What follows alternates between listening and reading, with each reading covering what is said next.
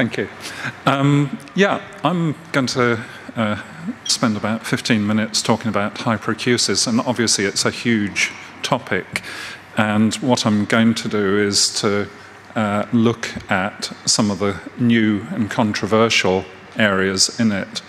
And I'd rather sort of adjust the title to disorders of sound tolerance rather than hyperacusis. And we'll see why I feel that later in the talk. There's a recent paper by the great and the good of the tinnitus and hyperacusis world that looked at the number of publications in tinnitus and hyperacusis. And the blue line is the output regarding hyperacusis, and you can see there is a woeful lack of any evidence base regarding hyperacusis. There's maybe a little flick of interest just appearing. We hope that that's going to take off and catch up with the tinnitus research, but it is a very under-researched area. And when I was training, this was what disorders of sound tolerance were. There was hyperacusis, dislike of all sounds above a certain level. Recruitment, which I'm not going to explain to an audiology audience, you all know it far better than I do. And phonophobia, which was defined as fear of sounds, irrespective of the level of the sound. And about 15 years ago, Jonathan Hazel and Pavel Jastrabov, over a bottle of wine, decided that actually this didn't really tell the whole story. And they recognized a group of people who disliked particular sounds, but the emotion they showed wasn't fear. In fact, it was a whole range of different emotions. And they felt that the word phobia in there was a wrong descriptor. This also had, it did have some clinical relevance in the USA. If you say something is a phobia in American healthcare, you have to involve a mental health professional. So calling it phonophobia meant that it wasn't an ENT audiological condition, it was a mental health condition. And they used the services of Guy Lee, who is Jackie Sheldrake's father-in-law, and he was a classicist at Cambridge. And they produced all the words that meant, classical words that meant sound, and all the classical words that meant dislike or hatred, and played around with them until they found a combination they like, and that's how the word misophonia was developed.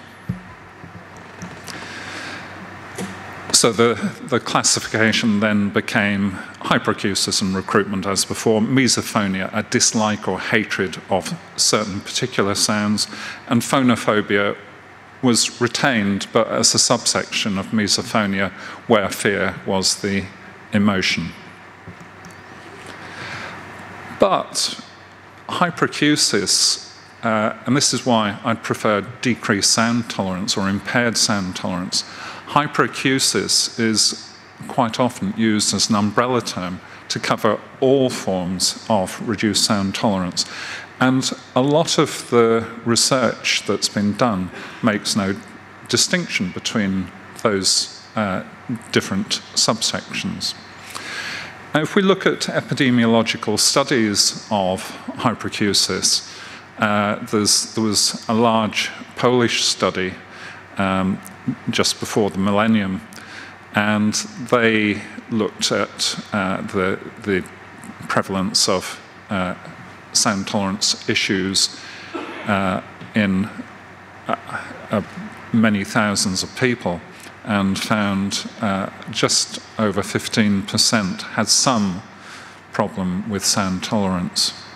Gerhard Andersson did an interesting study through one of the Swedish newspapers, both the print version and the online version, and got slightly different figures for the depending whether you'd gone internet or paper, but it averaged out at just over 8% of the Swedish population had some sound tolerance issue. And that's where we've sort of remained for quite a long time. But this year there's been another quite interesting paper by a Swedish group. And it's a Swedish group that's looking at an environmental health study. So it's not just hearing-related things, but they've included some hearing questions within it. And they took a subgroup of the people that they're looking at and sent them a hearing questionnaire.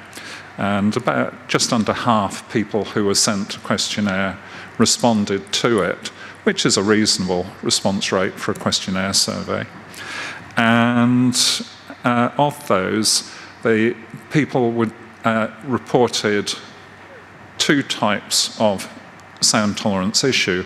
One was sound tolerance where they'd actually had a diagnosis made or confirmed by a healthcare professional, and the other was just self-reported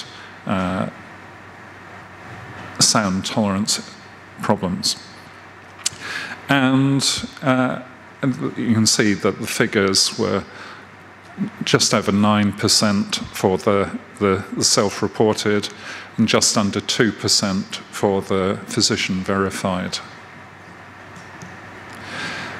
And if you went to the pediatric hyperacusis lecture yesterday, you'll have heard that in children, boys are slightly more likely to demonstrate hyperacusis than girls. It's the other way around in adults. It seems slightly more prevalent in women than men. One thing that is common, though, Rosie discussed the fact that children of more highly educated women were more likely to demonstrate hyperacusis. And again, higher levels of education are more likely to be associated with hyperacusis in adults. And again, similar to children, people who perceive their health to be generally poor are more likely to demonstrate hyperacusis, as do people who self-report that their hearing is worse than average. And various other things were looked at which didn't have any association. They also looked to see if there were any comorbidities with other medical things, and there were quite a lot of comorbidities. The Williams syndrome gets dragged out for every article on sound tolerance issues, a genetic condition caused by a chromosomal abnormality. But a lot of the other things are what we would put in the basket of medically unexplained conditions, things like fibromyalgia, things like irritable bowel syndrome. There are also some audiological things, facial palsy, but if you've got facial palsy, you may have lost your protective stapedial reflex, so it's a moot point as to whether that should be included in this in any case. Tinnitus certainly has an overlap with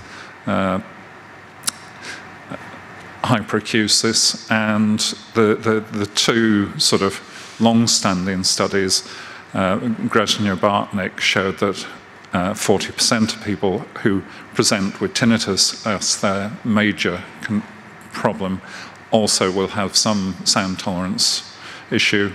And if you flip it round and look at those who come with a sound tolerance issue, the vast majority of them have comorbid tinnitus. The recent study by Paulin found that there was indeed comorbidity with tinnitus, but much lower levels, 44% and 24%. depending on whether it was physician-diagnosed or self-diagnosed. So there's clearly a bit of discrepancy between those figures and the previous figures, and again, something that needs a bit more looking at. Perhaps unsurprisingly, almost half people with sound tolerance issues reported that they felt that sound exposure, either chronic or a single acute event, had been involved in the onset of their problem. And the most common reaction to having a sound tolerance issue was to try and avoid sound. Again, something we see fairly frequently. A large number of people had sought medical care, and about half of those who'd sought it felt that they had actually received any, which is a bit worrying. And the management, the typical management structure for tinnitus we're all familiar with. Again, Rosie discussed this in children, and it's not vastly different in adults. Some form of counselling, explanation and sound therapy, either in sort of little bits or in some sort of structured way, like tinnitus retraining therapy or hyperacusis activities therapy, or mainstream psychological management, typically CBT. And the perceived wisdom is that if you have got comorbid tinnitus, sort out the hyperacusis first. You have to get people to tolerate sound before you can then work on the tinnitus. And there is a but to this. It isn't a nice, clear story at the moment. So there's another recent paper. This is from America, and this is a group of surgeons who've attempted to deal with some people with severe hyperacusis, actually by making them deaf, which is kind of a bit of a worrying thing to do. So they've done an operation to turn the eardrum forward, and they've taken bits of muscle tendon tissue and put it in the oval and round windows. And they managed to improve the LDLs and the hyperacusis questionnaire scores, and patients reported that their hearing hadn't been affected. The audiometric data disagreed with that and showed that it had indeed, managed to make people's hearing worse, which is kind of, that's not, I think, how most people in this room would like to deal with the hyperacusis patients. There's also been an ongoing disagreement about the definition of misophonia. Marsha Johnson, in the late 90s, identified mostly teenagers who dislike the sound of usually their parents eating, and coined the condition selective sound sensitivity syndrome, or 4S. And that has gradually become synonymous with misophonia. And indeed, there's a new word has recently crept in, mesokinesia. So a lot of these people will also, as well as not liking repetitive sounds, they will not like repetitive visual stimuli. So someone swinging their legs or someone clicking their pen on and off. And this has been linked with various mental health conditions, particularly OCD and various anxiety conditions. And there's been a move from several corners to try and have misophonia taken away from ENT audiology and reclassified as a psychiatric condition. And this has made this man very grumpy.